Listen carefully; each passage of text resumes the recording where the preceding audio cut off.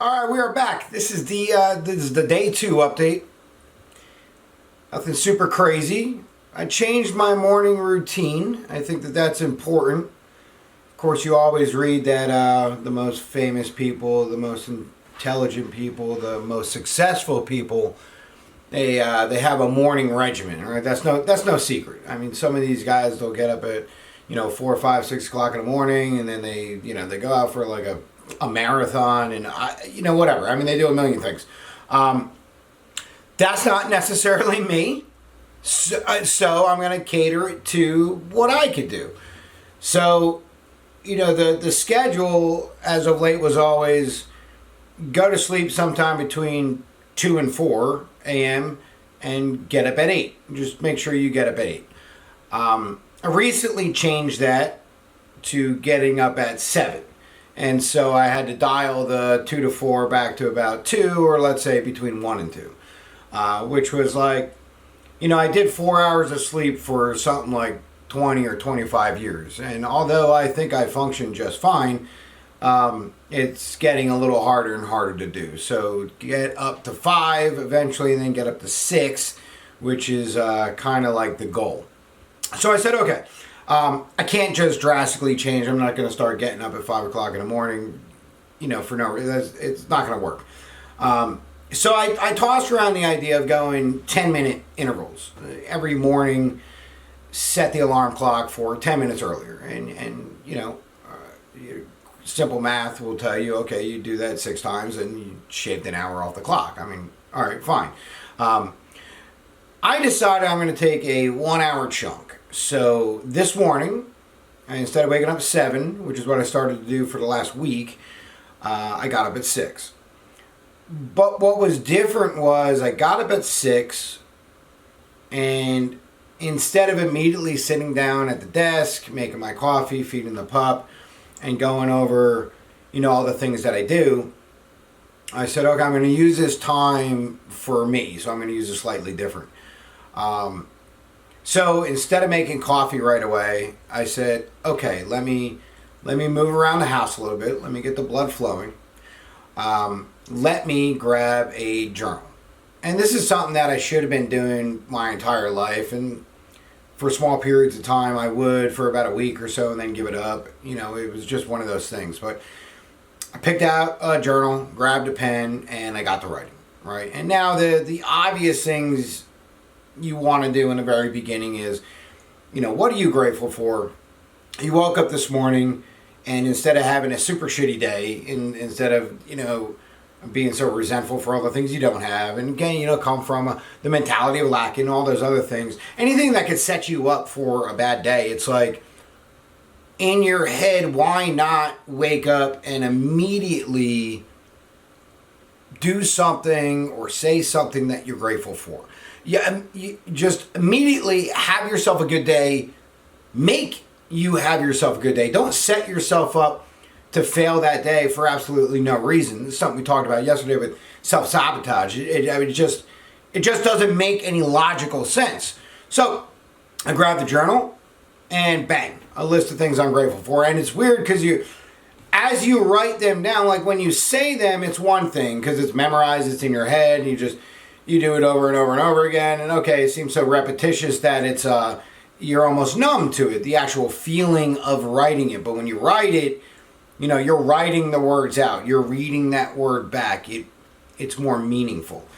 So I did that. And then I went into some fairly standard affirmations, things that are, healthy for the psyche, things that are good for your mindset, things that you aspire to be so that you are those things now. So you're ready for it when you walk into it, if that makes any sense. And then some slight journaling, and the journaling really turned into not so much a task list, but like what the hell do I want to get out of this day? So long story short, currently out of work. I mean, that is a terrible position to be in for someone of my age. I mean, you're out of work at 18 and you just call up a buddy and you get a job pumping gas. Like, it's not really difficult. You don't have a whole lot of responsibilities, don't have a lot of bills, blah, blah, blah, this and that. I'm not one of those dudes that's sitting on, an old job with a 401k or a savings account with any money in it, right? So when you don't work, you're dead, for lack of better terms. So like what I've been doing the last couple weeks, and of course this is where this whole channel, this is where like the shift comes from. Like I was saying yesterday, you could be at a very stagnant area in your cycles of highs and lows during the course of your life until there's a major event. Sometimes a really good event. For myself, it was a very bad event, and that triggers something in your head. You can't be comfortable. There is no comfort zone anymore. It's gone. They lit it on fire. It's over. So you have to now get out of your comfort zone. You have to now walk the path you didn't think you were going to walk. You have to now do different things, try different things, and find yourself in a place that works so that you can reach those highs again. And of course, you don't want to fall into the trap of becoming stagnant again. So it's a mental gymnastics when you go through these things. But I don't let them burn me. I don't let them affect me in a way that sours my day or my attitude or who I am or how I act towards other people when I see them and we talk. Ask any of them, they wouldn't even know. There's no change in the character of who I am, even though the things that I'm going through are, not great. Anyway, so I wrote some goals. And my focus today has been AI agents. That's been my focus, has been unraveling that world. So a little bit of backstory on my background, at least in tech. Love computers. Love them. My first exposure was somewhere around 93. That was the Windows 3.1 days. And of course, DOS. And, my dad got a computer for his work, for the house. It was the first one in the house. It was a really big deal. Make a long story short, something broke. I ended up taking it all apart. Really bad idea. Luckily, I was able to put it all back together and fix the problem. And from there, computing has been a passion. But that means everything computing. If it has some type of board or microprocessor or chip or it does something in the technology field, like I'm salivating over those things.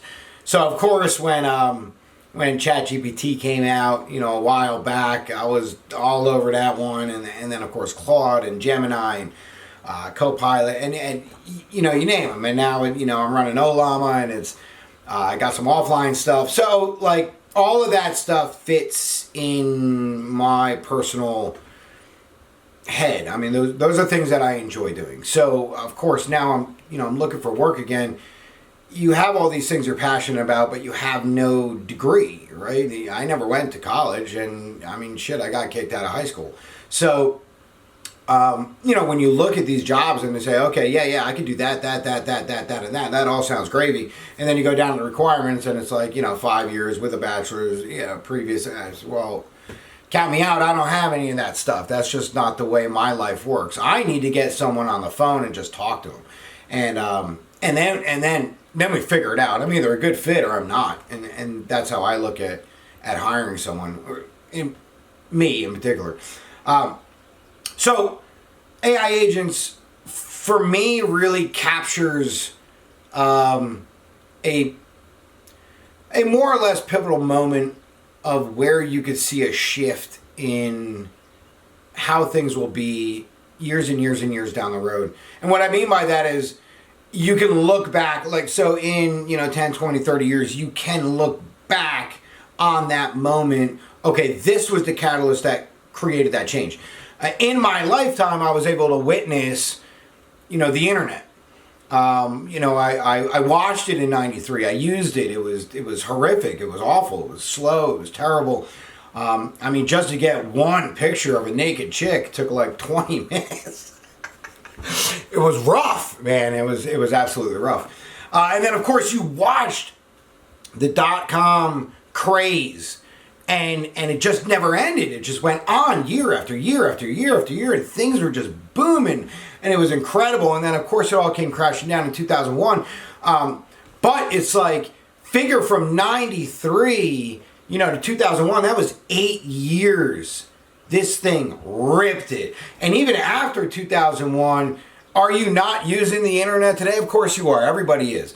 With Internet of Things, IoT, it's like, it's always advancing. It's always getting better. We lived through Web 1.0. It was awful.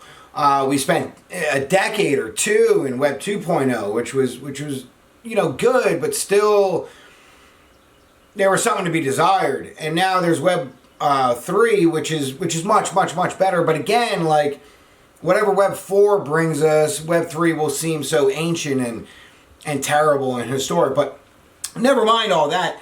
I believe the AI revolution, you call it what you will, I don't think it's a craze that's short-lived. I do think it is a pivotal thing we can look back on, and it's going to be one of those things that's like, right there, that was the catalyst. That's what drove this to this to this to this to this, and we still use those things today. Likely not in their infancy where they are today, but in a much more dramatic, streamlined, and efficient way. So what I wanted to do is I wanted to unpack the overarching foundation of what they are. I already have a basic concept. I already understand AI. I already understand LLMs. I understand the token system. Like, I get that to agree to, deeper than surface level, but not deep enough. I need to revisit those things, understand those mechanics better, and really drive how they hum, and then tinker with them a little bit more and break them. But AI agents for me is something that seemed a little bit exclusive, and I wanted to get involved. So I set aside, it was something like 6 hours. I spent today just on watching videos, doing a lot of reading, and my background in reading, so let's be fully transparent here. I don't read. I don't like to read. I'm a very slow reader. Reading, like a book, like a real book, I've never done in my entire life. It's not something to be proud of. Please, if you can read, do more. I'll listen to audiobooks. I started that a few years ago, so that's been a welcome addition to my life. But when I read, I have to soak it all in. My mind will get distracted. I'll forget half the things I read. So I'm better off watching videos. But I did do a lot of reading today. I did watch a lot of videos. Shout out to this dude, Liam, out in New Zealand. He put together, from what it looks like, a very intense kind of one-on-one course, crash course, more or less, in what's going on. And it wasn't even through the classroom area that I watched this video. It was like a 3.5-hour video with 4 examples of actually building from scratch AI agents, and that to me was welcome, for lack of better terms. It was good. So that's what I did. That was like, that's the big thing. Now I'm gonna go out. I'm gonna shoot some pool. I got in touch with a buddy of mine who's very good. He's gonna show me some things, and I think those are important. So for anybody watching this who's like, you're dealing with those struggles, you're dealing with the sort of things that I'm doing, those types of problems. You need the job. You got to stay active. You got to keep busy. You got to put yourself out there. All those things. Allow yourself a little reward from time to time. You need that shot of dopamine. It's like when you take a diet, it's crash diet, and you just go all out. You cannot sustain that. I don't care who you are. Maybe you're Superman and you can sustain it for 2 years. Well, congratulations, that's impressive. Most people will fall off things like that. It's what I've learned is the incremental steps towards something seem to last or have a longer lasting stay, a longer lasting power than just diving right in and getting burned in the process. So yeah, I did a really good thing. I spent a whole lot of time. I learned a lot of things. I love it. It's amazing. It's awesome. I'm going to dive a lot deeper when I get home later tonight. And then, of course, tomorrow I'll be right back at it. But I'm going to allow myself the opportunity to go hang out, to go see a friend, to go shoot some pool, and live life. It's so important. I got to phrase this correctly, but there is a saying, you work for life or you live to work, or you work to live or you live to work.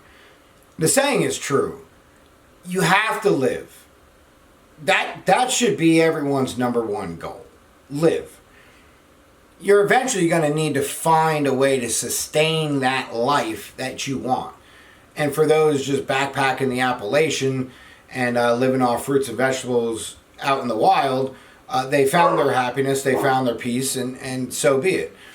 For others, and I'm not saying we're all materialistic, but like I have things that I would like to maintain, such as electricity, which will be shut off soon, and internet, which almost got shut off today. So I would like to maintain those things because I love things in the tech world, and plus I enjoy living with the features of electricity and hot water.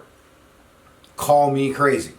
So anyway, let's wrap it for tonight. That was that's sort of my thing right there. Is I woke up early. I started a new thing. I have to be able to do that now consistently every day. That's no easy task. So you will be updated as I will be updated as I hold myself accountable for what I'm doing. We'll find out how that goes tomorrow. Now, tomorrow, I'm thinking about waking up at the same time I did this morning, maybe doing that for several days, and then ripping it down to 5. And I would like to get to a point where I wake up at 5 a.m. I wake up at 5 a.m. and I do some morning rituals. I did push-ups today.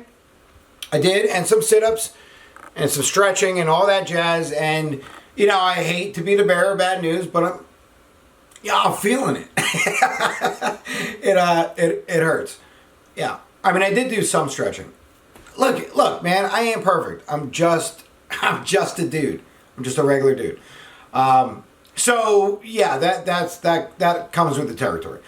That will go away supposedly in the next few weeks, and I'll be able to do push-ups without feeling a bunch of pain, and do some sit-ups without keeling over all day because of my back. But whatever, that's neither here nor there. I still have to do it. I have to push through it. This is the shift. This is what I need to do, and that's what I'm doing. So I'm going to hold myself accountable for that. So for tomorrow, I want to be able to do more AI stuff. I want to be able to dive deeper into that. My goal for tomorrow is to then build my first. It's just very simple, something like a chatbot. Very simple. I want to be able to build that first, run it through its paces, make sure it works, and get a little bit more comfortable with actually using those tools. That's a big focus. Tomorrow might also add in a lot of hands-on research into something else I'm trying to work on. I can't talk about it at this time, and we'll see if that happens or not. All right, so that'll wrap it up for today. Thank you. If you're here, cool. I don't know how you found it. You know what? If you're here and you watch all the way through, I hate to be the dude who's like, leave a comment because the algorithm likes it. But I would just like to know how you found. I'd like to know how you found the video. In all honesty, I just want to know. And then we'll take it from there. All right. Enjoy the rest of your night. See you tomorrow.